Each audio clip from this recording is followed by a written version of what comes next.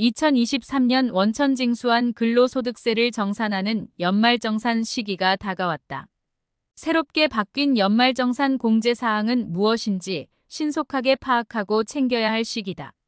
중요한 것은 연말정산은 근로자가 직접 신청하는 것이기 때문에 과다 공제 또는 이중 공제를 받아 가산세를 추가 납부하는 일이 없어야 한다. 첫 번째, 인적공제 대상자 중 2023년 귀속소득금액 합계액이 100만원 총 급여 500만원 초과하는 부양가족은 공제 대상자에 넣지 않도록 해야 한다. 특히 형제자매가 부모님, 장인장모 포함, 을 중복으로 기본공제 불가능하다. 특별한 사유가 없는 한 부모님과 같이 거주하고 있는 자녀가 실제 부양하는 것으로 보며 주거 형편상 따로 거주하는 자녀의 경우 실제 부양하는 형제자매 중 1인만 공제 가능하다. 둘째, 자녀 세액 공제의 대상이 추가됐다. 올해 연말정산분부터 기본공제 대상자에 해당하는 자녀뿐만 아니라 손자녀가 추가됐으므로 손자녀를 부양하는 직계존속은 자녀 세액 공제가 가능하다. 그러나 공제 대상 연령은 기존 만 7세였으나 2023년 귀속에 대한 연말정산은 만 8세 이상 자녀 1인당 15만원, 셋째부터 30만원이 공제된다. 다음으로 신용카드 소득공제는 기본공제 대상에 해당되지 않는 배우자의 신용카드 등 사용금액이 포함되어서는 안 된다. 또 신용카드 소득공제 지원이 2023년 한시적으로 확대됐다.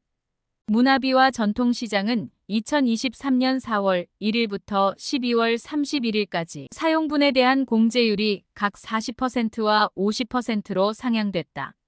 문화비는 총급여 7천만원 이하일 경우만 적용 가능하며 문화비 중 영화관람료 사용분은 2023년 7월 1일 이후 사용하는 분부터 적용된다. 대중교통 사용분은 공제율 80%로 상향됐다.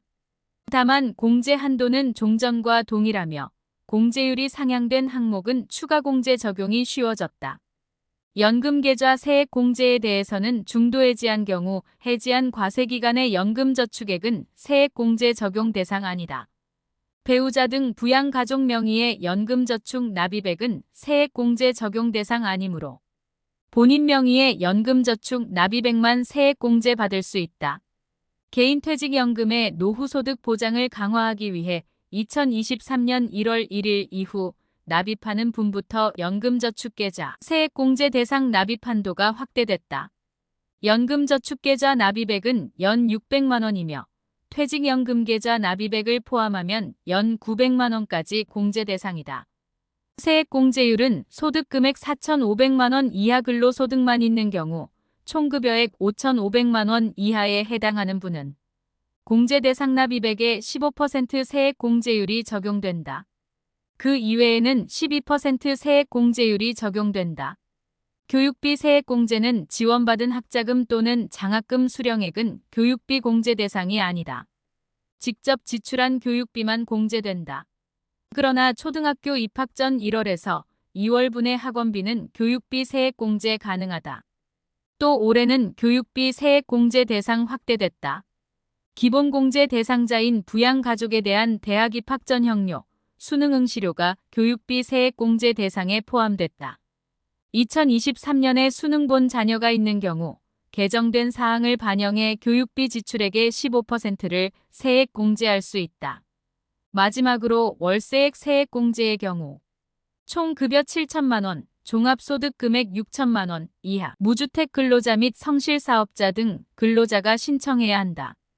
주민등록 등본 상 주소지와 임대차 계약서상 주소가 같아야 하며 근로자 또는 기본공제 대상자가 임대차 계약서 상 계약자이어야 합니다. 주거용 오피스텔을 임차하는 경우에도 월세액 세액을 받을 수 있으므로 요건을 잘 따져봐야 한다.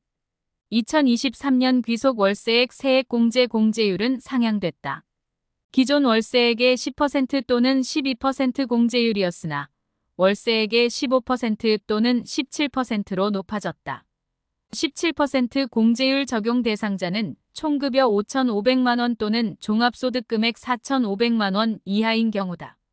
월세액 세액 공제 대상 주택의 경우에도 기존에는 국민주택 규모 85제곱미터, 이하 또는 기준시가 3억 원 이하였으나 기준시가 4억 원으로 상승했다. 월세액 공제금액의 한도는 2023년 귀속까지 750만 원이다.